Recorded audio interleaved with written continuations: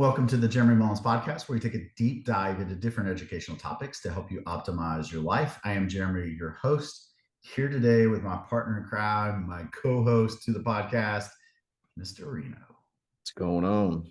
And we're rolling in the saddle, talking wellness, talking all things, I don't want to say food related, all things wellness. Yeah. Such a broad spectrum.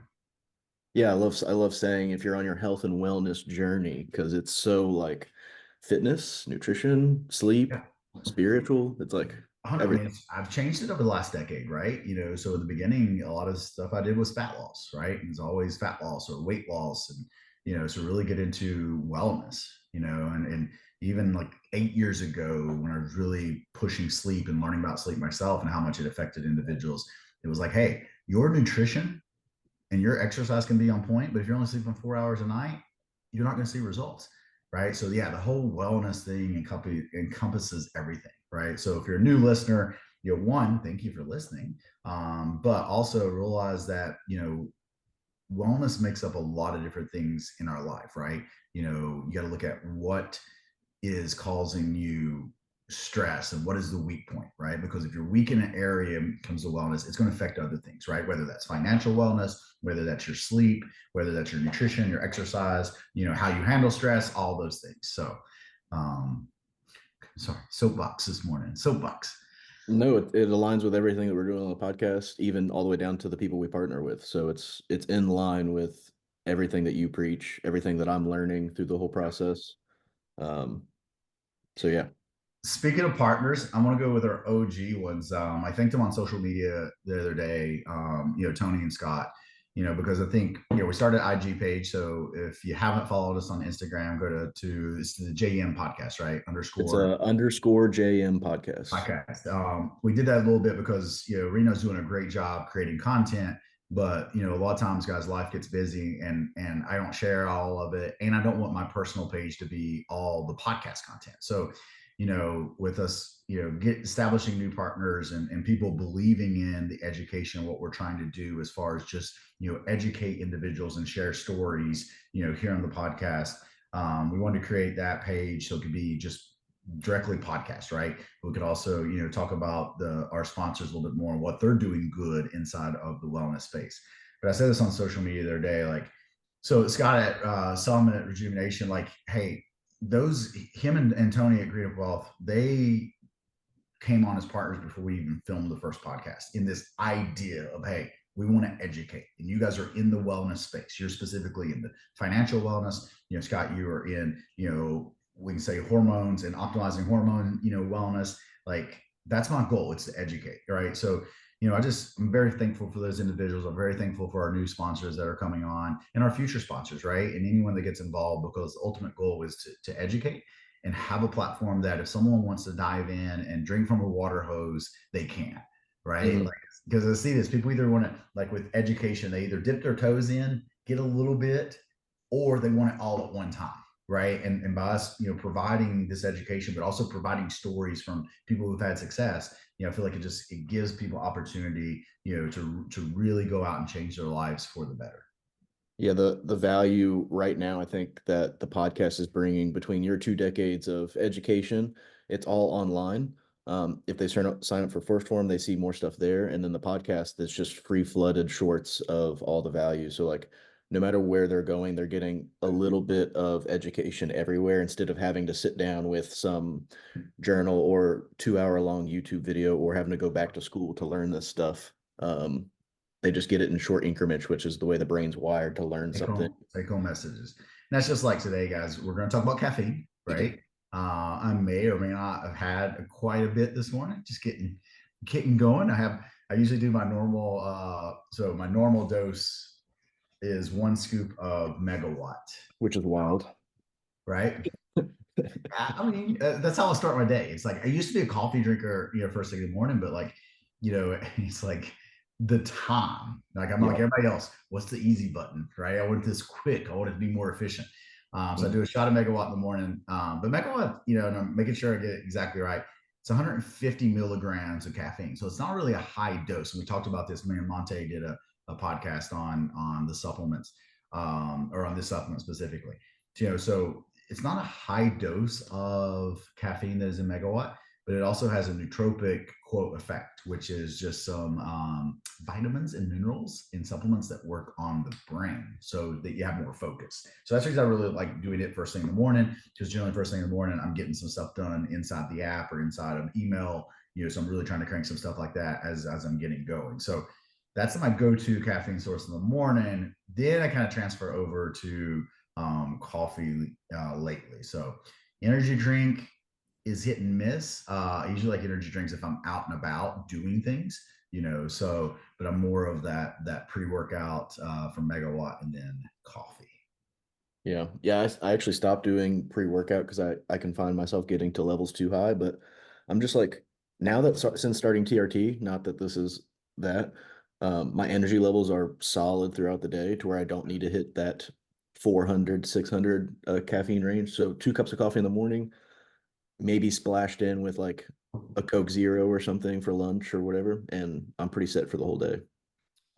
Well, and I think one of the things that, going back to what we're talking about, is I'm going to read from an ISSN position paper on caffeine, right? So once again, educating what are the benefits when it comes to performance from an athletic standpoint. And you mentioned something that I really want to touch on, and it's like, well, energy. So we go back to it. Remember, carbs and fats are your energy sources, right? If we look at it from a standpoint of macronutrients in food, okay? Carbs and fats, so those are our energy sources. Protein builds things, carbs and fats give us energy. Okay. Now we can break that down further and say, well, our 3 energy systems are phosphocreatine energy system, where you're using creatine for energy, and then glycolysis, which is primary carbohydrates, and beta oxidation, which is fat. Okay. But, thinking of food and consumption, because everybody, thinks about caffeine and they say energy, right? But it's not like you're giving yourself fuel to use to put into the Krebs cycle. It's a different type of energy, and it's more neurological energy than anything else.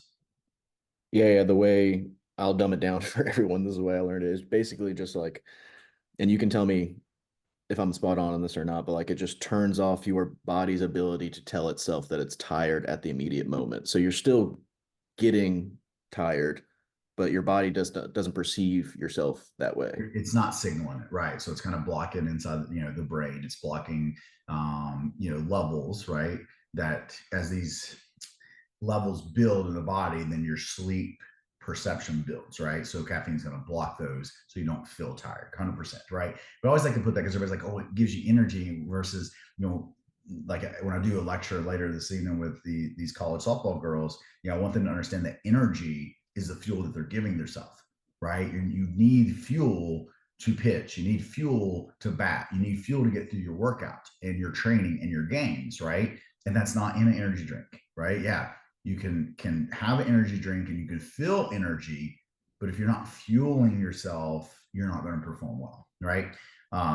But with that being said, I know a lot of people use caffeine, which is totally fine, right? We're not advocating that you have to, use caffeine. We just want to talk about the benefits of it if you choose to use it. Okay.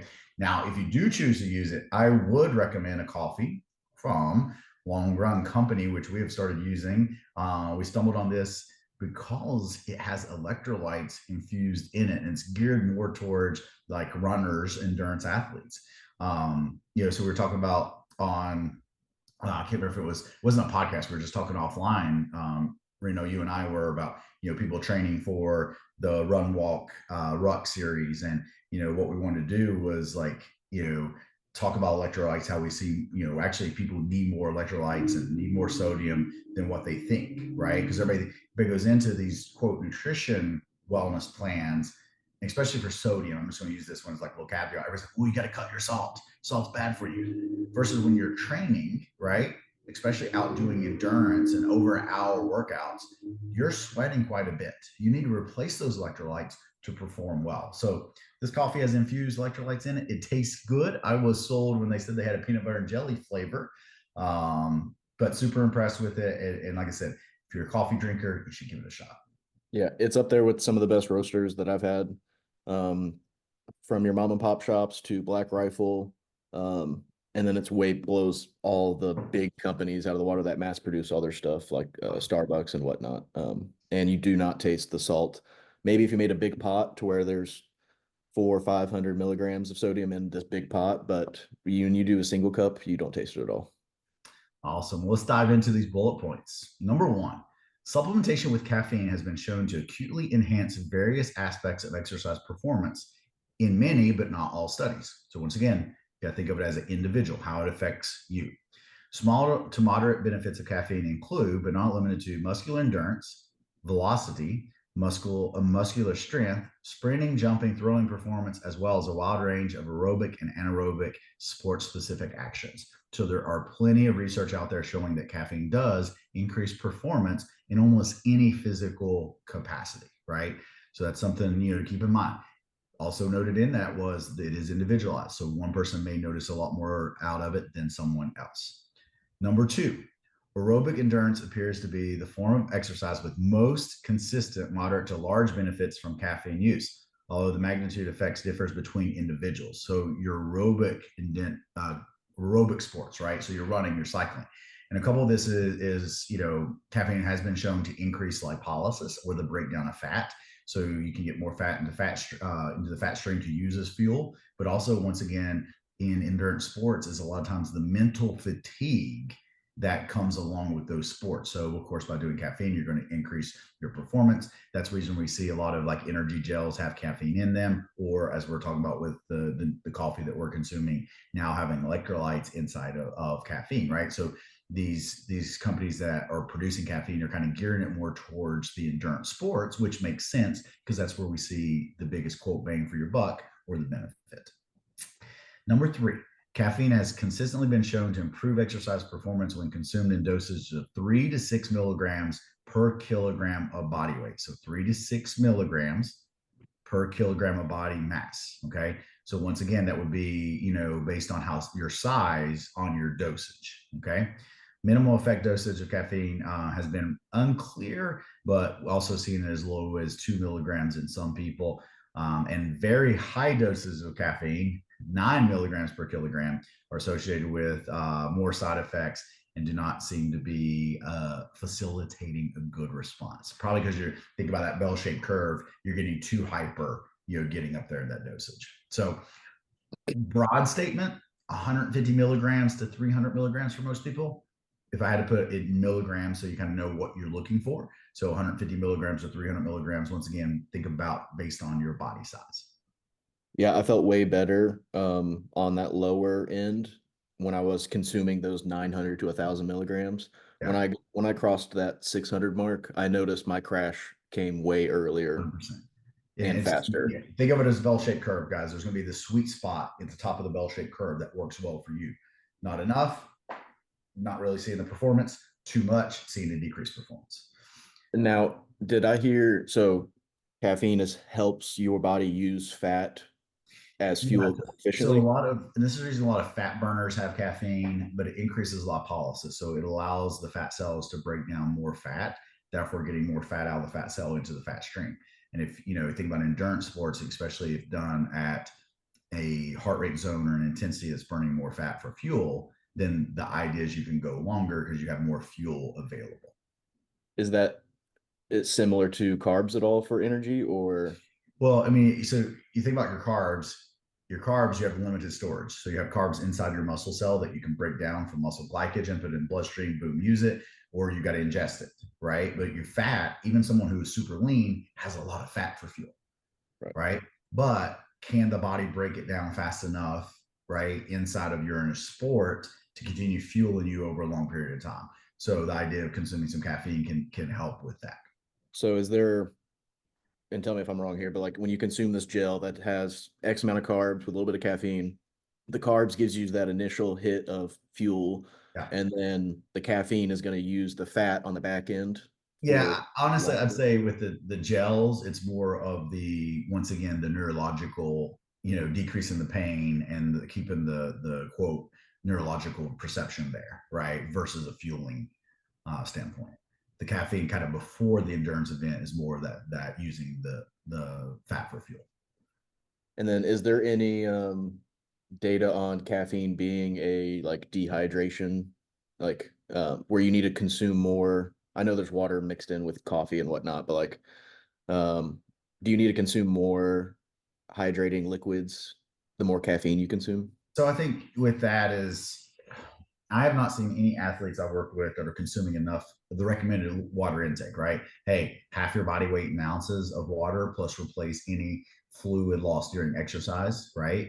Have Mm. dehydration issues. I think where that's coming from is okay, yes, caffeine to a degree is a diuretic, but as long as you're consuming enough fluids, just consuming a pre workout or some energy gels that have it is not going to dehydrate. Good Good. question. Number 4 on this list, the most commonly used timing of caffeine supplementation is 60 minutes pre-exercise. Optimal timing of caffeine ingestion likely depends on the source of caffeine. For example, capsules versus gums versus energy drink, etc., and the start of the exercise. So once again, I would play around with it, see what works best for you as an individual, whether you're doing it 60 minutes before, 30 minutes before, etc. Number 5, caffeine appears to improve physical performance in both trained and untrained individuals. So you don't have to be a quote Olympic athlete to have benefits out of this. Okay, they've seen it in both in studies. Individuals' differences in sport and exercise performance, as well as adverse effects on sleep or feeling of anxiety following caffeine ingestion, may be attributed to genetic variation associated with caffeine metabolism.